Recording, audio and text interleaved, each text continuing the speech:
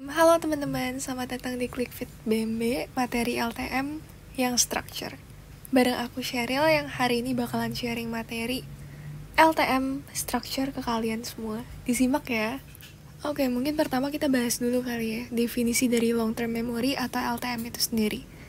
Nah, long term memory atau LTM adalah sebuah sistem yang bertanggung jawab untuk menyimpan informasi dalam jangka panjang.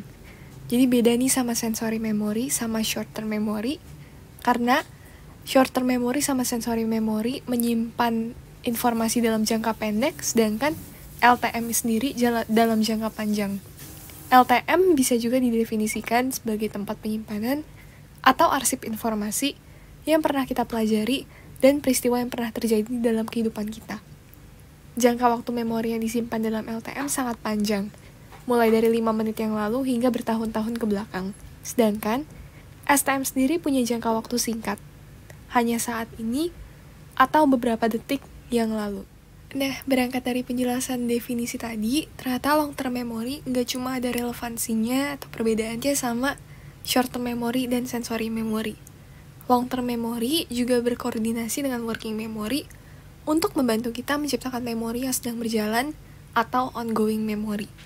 Misalnya, ada teman kita bercerita ke kita kalau dia baru nonton film James Bond kemarin di bioskop.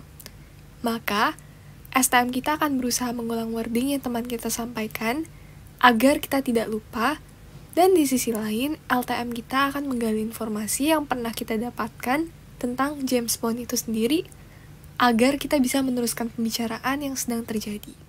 Selanjutnya ada eksperimen menarik yang pernah dilakukan, namanya Serial Position Curve.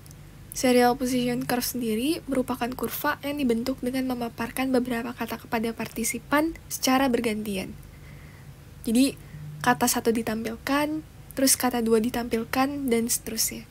Setelah kata terakhir, partisipan diminta menuliskan semua kata yang dapat diingat tanpa perlu mempedulikan urutan kata-kata tersebut. Hasilnya, kata-kata yang ada di bagian awal dan akhir set lebih besar peluangnya untuk diingat dibanding kata-kata yang letaknya di tengah set. Hal ini disebabkan karena 2 hal yang disebut primary dan recency effect. Tapi mungkin yang jadi pertanyaan tuh, primary effect sama recency effect itu apa sih? Nah, primary effect sendiri menyatakan bahwa kata pertama dalam suatu set lebih mudah diingat. Karena mungkin saat pemaparan kata pertama, atensi kita 100% ditujukan untuk kata tersebut saja. Yang kedua, ada yang namanya recency effect.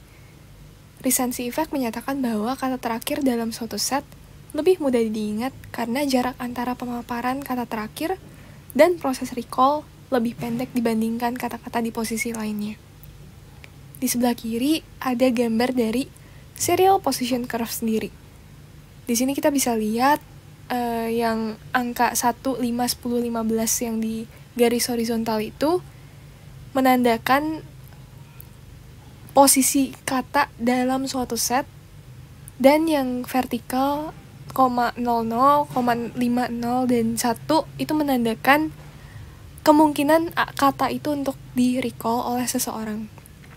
Bisa dilihat kalau misalnya tuh kata-kata yang letaknya di awal atau di akhir, itu peluang untuk di-recall itu semakin besar. Nah, dalam Serial Position Curve ada 3 prosedur yang digunakan. Yang pertama, partisipan melaporkan kata-kata yang didengar setelah set kata selesai dipaparkan. Hal ini membuktikan adanya primary dan recency effect. Yang kedua, satu set kata dipaparkan, namun setiap pemaparan satu kata akan ada jeda 5 detik agar partisipan bisa merecall huruf tersebut. Kata di awal set cenderung diulang lebih sering, jadi peluang kata di awal set masuk ke LTM lebih besar. Jadi gini konsepnya. Misalnya, kata pertama dipaparkan selama 5 detik. Misalnya pintu. Pintu itu ditunjukin di layar selama 5 detik. Setelah 5 detik, baru diganti ke kata kedua. Misalnya meja. Nah, meja juga ditampilkan selama 5 detik, dan seterusnya. Tapi ternyata, setelah diteliti lagi, partisipan tuh cenderung lebih banyak nge-recall kata yang pertama kali muncul. Sehingga kata yang pertama kali muncul itu lebih gampang untuk dimasukin ke LTM. Prosedur ketiga, partisipan melaporkan kata-kata yang ada setelah menghitung 30 detik. Hal ini ditujukan untuk mengeliminasi recency effect karena adanya proses pencegahan rehearsal itu sendiri. Selanjutnya kita bakalan ngebahas tentang coding dalam STM dan LTM. Coding sendiri itu apa sih? Coding adalah wujud suatu stimulus direpresentasikan. Pendekatan fisiologis coding membahas tentang bagaimana suatu stimulus direpresentasikan dengan penembakan neuron atau neuron firing. Sedangkan pendekatan mental coding membahas tentang bagaimana suatu stimulus atau pengalaman kita direpresentasikan di pikiran kita. Setelah diteliti lebih lanjut, ternyata ada 3 jenis coding yang kita punya. Yang pertama, visual coding, yang merupakan coding di pikiran kita dalam bentuk gambar visual. Yang kedua, ada auditory coding, yaitu coding di pikiran kita dalam bentuk suara atau audio. Yang ketiga, semantic coding, yang merupakan coding di pikiran kita dalam bentuk makna kata atau makna suatu informasi. Nah, yang menarik, coding-coding tersebut juga berbeda loh wujudnya untuk LTM dan STM kita. Nah, tadi kan sempat aku bahas nih, kalau misalnya coding di STM dan LTM itu berbeda. Tapi bedanya tuh di mana sih? Nah, di sini aku udah elaborasiin lebih luas lagi. Untuk yang pertama, visual coding. Di STM, contohnya itu kayak pas kita memesan makanan karena gambar di menu terlihat menarik saat menu sudah diambil oleh pelayan. Jadi kayak gambar makanannya tuh udah ada di otak kita, padahal kita nggak secara langsung lagi ngeliatin menunya itu. Untuk visual coding di LTM misalnya, kita pernah nih ngeliat wajah artis ini pas konser 3 tahun lalu. Atau kita pernah lihat di Pinterest or somewhere. Terus tiba-tiba kita ngeliat nih artis ini di minimarket. Terus kita bertanya-tanya, kok mukanya familiar? Karena kita pernah ngeliat muka artis ini di masa lalu. Jadi kayak udah ada gambaran visualnya di otak kita.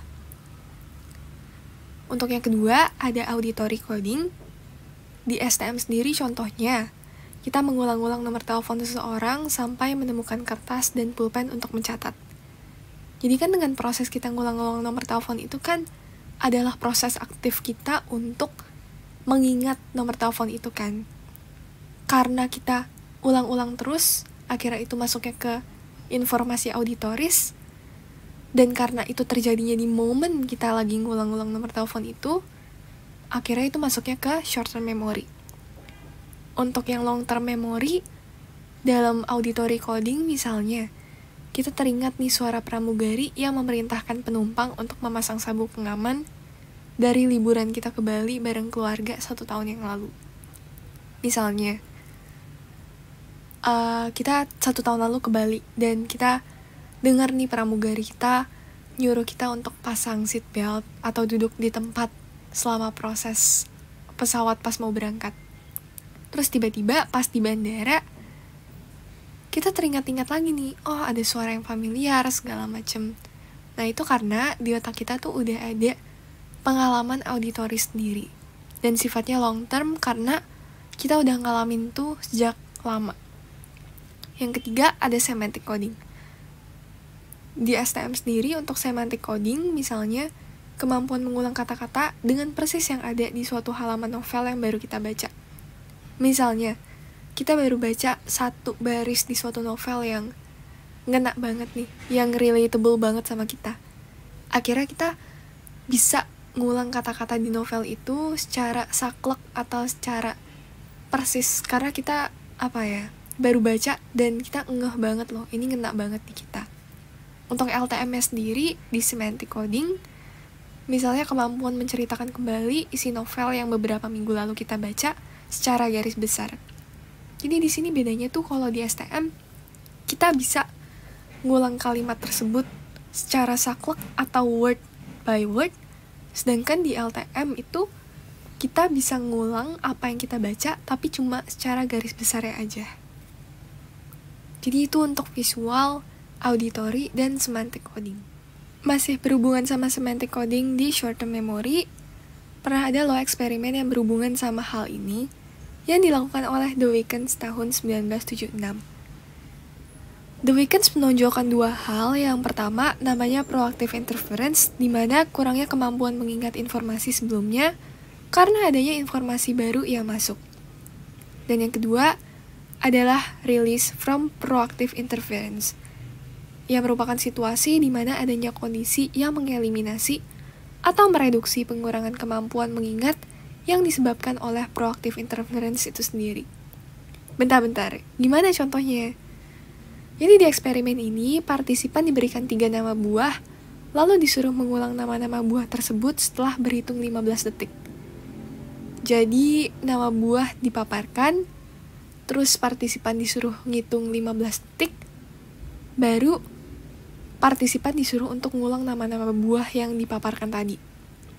Hal itu dilakukan terus-menerus, sehingga partisipan merasa terlalu banyak nama buah yang perlu dihafal. Generalisasi kategori buah ini disebut proactive interference. Namun, di percobaan selanjutnya, partisipan diberikan nama-nama profesi nih, bukan nama-nama buah. Dan karena kategorinya berbeda, kemungkinan mereka untuk menghafal nama-nama profesi lebih mudah dibanding nama-nama buah.